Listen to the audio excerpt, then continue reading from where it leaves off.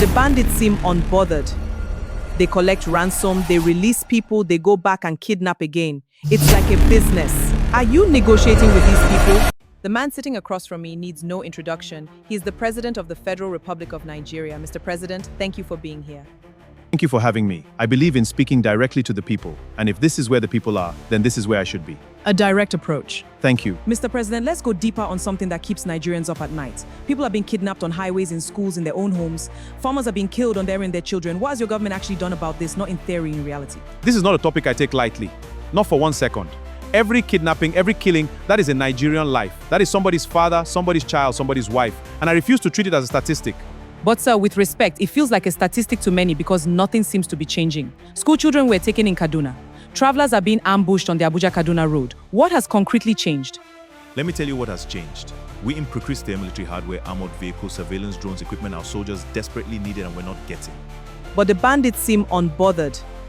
They collect ransom, they release people, they go back and kidnap again. It's like a business. Are you negotiating with these people? I will not discuss active security strategies on camera. That would be irresponsible. What I will say is that this government does not reward criminality. We are working with intelligence agencies, we are working with community and traditional leaders. The families of victims don't have time for long-term strategy, sir. Some people have paid ransoms themselves because the government was nowhere. What do you say to those families? I am sorry. I genuinely am. No family should have to go through that alone. The fact that any Nigerian had to reach into their own pocket to bring their loved one home is a failure of the state. What about the killings in the Middle Belt, Plateau State, Benue State? Christians being killed, communities being wiped out. Some people are calling it genocide. Do you accept that word? I do not use that word lightly, and I will not throw it around for political reasons. What I will say is that what is happening in those communities is unacceptable, it is criminal, and is being treated as a serious national emergency. We have deployed additional security forces to Plateau and Benue. We have set up emergency response units, and I have personally met with governors and community leaders from those regions.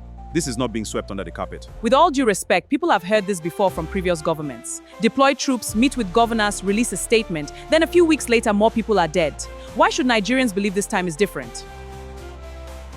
Because I understand that if I fail on security, nothing else I do matters. You cannot build an economy on a foundation of fear. You cannot attract investment. You cannot grow agriculture. You cannot move this country forward if people are afraid. Security is not just a moral issue for me. It is the foundation of everything.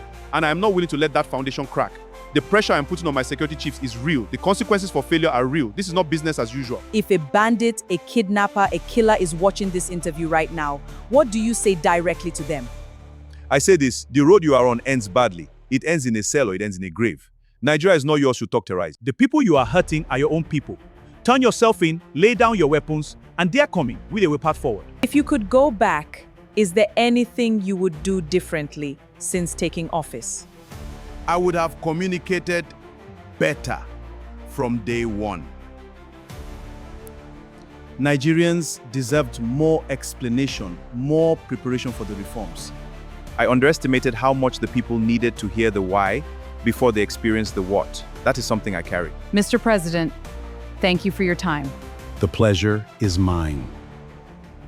Ladies and gentlemen, whether you agree with him or not, this conversation needed to happen. This is the kind of accountability our generation demands. Hit that follow button, share this with every Nigerian you know, and drop in the comments what would you have asked him. Until next time, I'm Marnique. This was Seat of Power.